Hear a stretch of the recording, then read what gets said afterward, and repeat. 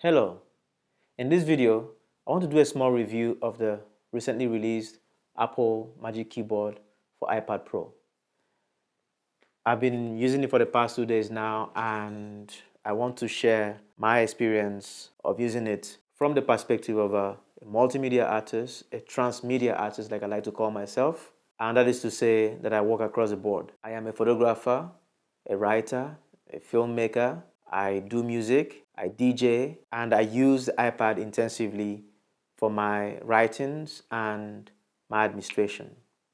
And I've been using it really intensively since the past 2 days. I'm not going to bore you with what you already know if you've been watching videos on YouTube about this device. And for the most part, people are right about what they're saying about it, which is that it's a great device, it's a great keyboard for the iPad, if not the best that exists so far.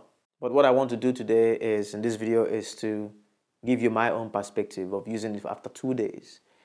Now, to start with, it is heavy.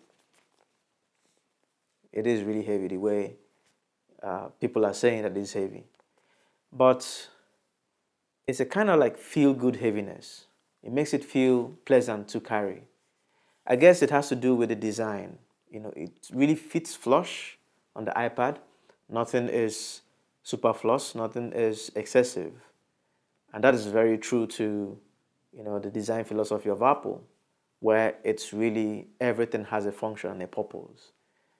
And I think the heaviness has to do with balancing the iPad in relation to the keyboard. But for me, it's fine. And this is just after 2 days. I know that by the time I've used it for, say, 1 week, 2 weeks, I would have developed some muscle memory and this wouldn't be a problem anymore. So that's fine by me. Now with typing, with really typing on the actual keys, this keyboard is a joy to type with. And that's an understatement. But I've realized that you really feel the power of the keyboard when you place the device on a flat surface, on a flat hard surface. Then it sits really flush and grounded. That's when you really enjoy it. Several times that I've used it on my lap, I didn't really, yeah, it's good, but I didn't feel as excited as I was when I eventually placed it on a flat surface, on a flat hard surface. Even the sound it makes when you type, a very pleasant sound it makes, has to do with this design of it really staying flat and grounded. And I think also, besides this whole balancing the iPad in relation to the keyboard, the heaviness is for that as well. It is to ground the keyboard on a flat surface. And that I appreciate a lot. Another thing again is that before this keyboard, I was using the Logitech Smart Folio. Although I enjoy the typing experience of that keyboard, but that's about it. Everything else I wanted to see different. One of which is that it is such a hassle to take the iPad out of the case. And the way I work is that I always need, because I got this iPad for portability. The thing with me is that because I am constantly working with a lot of devices and a lot of equipment, I am always looking for portability without compromising quality. The lightness of the iPad is important for me. So whenever I have the chance, I want to take the iPad out of the case and use it in ways other than typing. For instance, when I want to read, when I want to handwrite notes, which I do a lot with my Apple Pencil. For instance, when I write a poem, my process is that I first of all begin with scribbling and writing, handwriting. I use my Apple Pencil a lot for writing. So for me to really use it that way, I like to take it off. This makes it like super, super easy to do that. And that for me is a no-brainer. It's amazing. The same goes for when I am editing photos in Lightroom on my iPad. I want to hold the iPad itself and not with the case. And there are many ways you can even use it. You can take it out and then collapse the case, place the iPad on top of the case, and then there you go. So it forms a support under your iPad just in case, because sometimes also the iPad feels too cold in the hand and sometimes slippery. You want like a support under it. What's most important is that it is so easy to reattach it and reestablish connection between the iPad and the keyboard, and that for me is so important for my process. Now, let me touch on some of the things that I found inconveniencing, and it is at this point that I'll talk about the trackpad. Now, the trackpad, like many people have been saying in the videos, it is true that is also a great feature, and for the most part, it works well. However, I have realized that using it in some website and apps, some of the scrolling actions were not working properly. For instance, I was trying to read something in Medium. Medium is this website for writers. So I was trying to read something in Medium, and some of the scrolling actions was not working properly. The same goes for Scrivener, which is my writing app.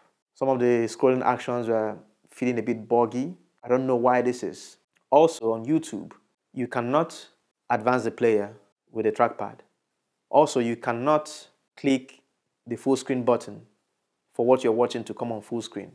I don't know why this is, but I'm thinking that it has to do with the fact that developers are yet to update their apps to account for the trackpad features that Apple has introduced lately. Well, I guess we'll have to wait and see. Now, another thing again is that the device has a USB-C pass-through. This is not for transmitting any data. It is only for charging. For the most part, it was great and I've been enjoying it. However, I realized that when I am charging the iPad on the keyboard, and then, like I said before, I will remove the iPad from the keyboard. When I bring it back to the keyboard, it is no longer charging. For it to resume charging, I will have to unplug the USB-C and plug it back again for the iPad to start charging again.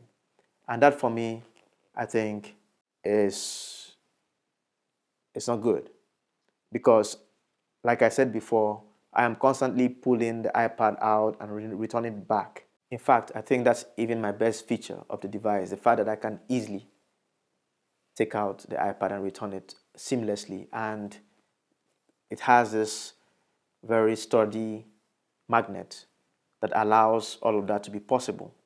But then if I was charging my iPad and then when I returned it, I have to unplug. At every point in time that I reestablish connection with the keyboard, I have to unplug the USB-C and plug it back.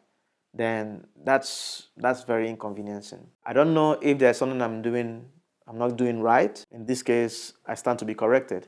So please leave a comment in the comment section and let me know. But I have tried it several times and it continues to happen. And this for me is a big deal. So yeah, that's it. It's a great device. I am happy to have it because it has improved my workflow with regards to the iPad. Now, one thing I want to say is this. If you are not writing so much with your iPad, frequently with your iPad, then I do not think that it is worth it to spend the amount of money for this to buy an iPad. Don't go with the hype because everyone is saying it's the greatest device in sliced bread. Ask yourself, do you really need this? Because that's where you're going to see the value for your money. Yes, Apple always designed their stuff to look and feel good. But we all know that beyond that, they also design it to be efficient in your workflow, in your process. That's where the real value for your money is. So if you are not typing often, if you are not typing frequently, I will say think twice before you spend the money. Do not buy this because everyone is saying it's great. So yeah, that's it. That's my take on it. If you like the video, click the like button. Tell me what you think by leaving a comment in the comment section, and also subscribe because I intend to be making videos like this about devices, equipment that help me in my creative process as an artist. Thank you very much and see you in the next one. Bye-bye.